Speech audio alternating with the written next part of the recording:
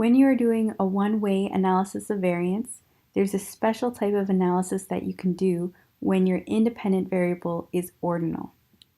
This is called a linear trend analysis.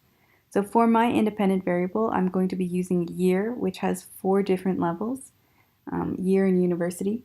And so as you increase the number, you're increasing the number of years, which is an ordinal variable. And for my dependent variable, I'm using final percent grade in the course.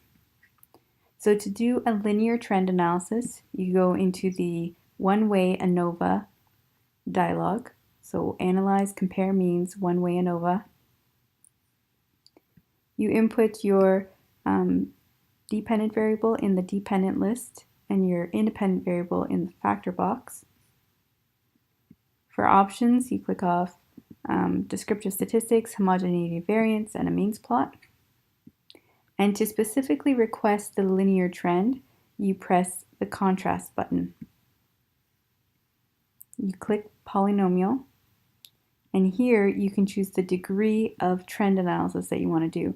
There are other kinds of trends, for example, quadratic, cubic, and so on, but I'm only going to show you how to do a linear trend, which is just looking for a linear relationship between the independent variable and the dependent variable. Press continue, and then press OK.